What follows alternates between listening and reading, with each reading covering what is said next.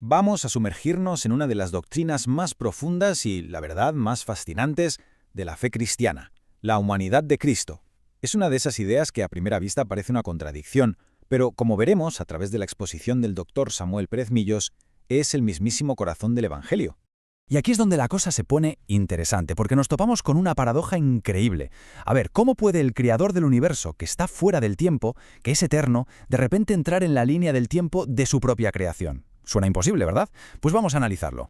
El primer punto es, sinceramente, para pararse a pensar. El Dios que no tiene principio decide tener uno. Con la encarnación, el ser infinito se viste, por así decirlo, de lo finito. Comienza su propia historia humana dentro de la nuestra. O sea, pensadlo un momento. Como Dios, Él es eterno, no cambia, no tiene un antes ni un después. Pero al hacerse hombre, elige voluntariamente entrar en nuestro mundo, en nuestro tiempo. De repente tiene un punto de partida, una historia, y lo hace para poder cambiar el final de la nuestra para siempre.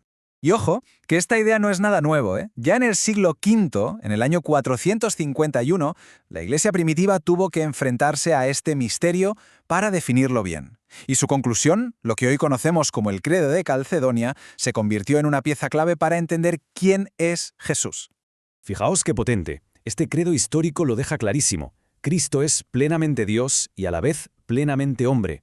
No es una mezcla, no es mitad y mitad, no. Es 100% Dios y 100% hombre. Esto lo que quiere decir, para que nos entendamos, es que comparte la misma esencia divina que el Padre, y al mismo tiempo comparte la misma esencia humana que nosotros, con la única diferencia, claro, de que Él no tiene pecado. Es de nuestra misma sustancia, por decirlo de alguna manera. Y el punto clave aquí es la autenticidad. No era un Dios que se había disfrazado de hombre, ni tampoco era un superhombre con poderes, no. Era y es total y completamente Dios, y total y completamente hombre. Dos naturalezas perfectas unidas en una sola persona.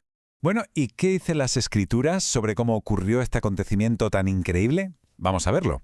La Biblia es súper precisa aquí. Dice que el Verbo eterno, es decir, la segunda persona de la Trinidad, se hizo carne. Esto es crucial, porque no se creó un ser nuevo. Fue el Creador mismo quien tomó nuestra naturaleza humana para sí. Y esto es fascinante, porque aunque las tres personas de la Trinidad actúan, solo el Hijo se encarna. Es como si, por usar una analogía, el Padre y el Espíritu Santo ayudaran a vestir al Hijo con nuestra humanidad. Pero es Él y solo Él quien la lleva puesta. Claro, todo esto nos lleva a una pregunta que es fundamental. ¿De verdad era necesario? ¿Por qué tenía que pasar todo esto? Pues la respuesta, curiosamente, depende de cómo enfoques la pregunta. Hay dos ángulos, dos perspectivas que lo cambian absolutamente todo. A ver, desde el punto de vista de Dios, ¿estaba obligado a hacerlo? Por supuesto que no. Dios es soberano, nadie puede forzarle a nada.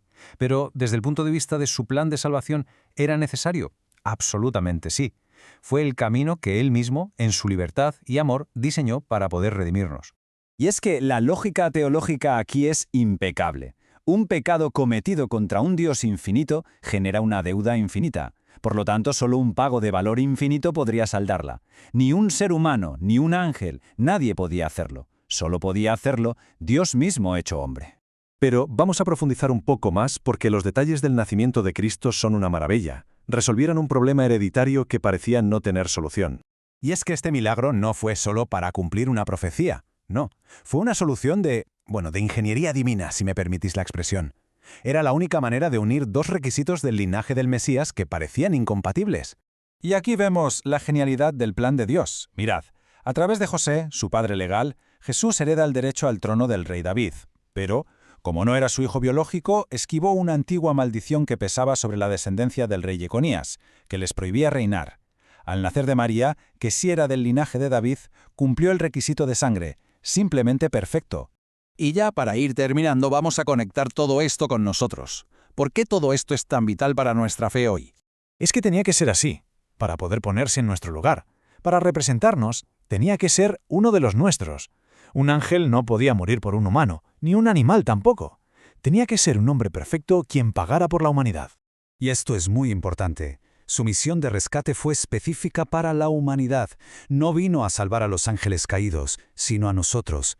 Se hizo uno de los nuestros para poder salvar a los nuestros. Esta verdad va mucho más allá de la teología abstracta. Es la base de nuestra esperanza. El Creador inmortal se hizo mortal para que nosotros, los mortales, pudiéramos recibir vida eterna. Es sin duda una invitación a la reflexión y sobre todo a la adoración. Suscríbete a mi canal, Enseñanza Bíblica Visual. Bendiciones.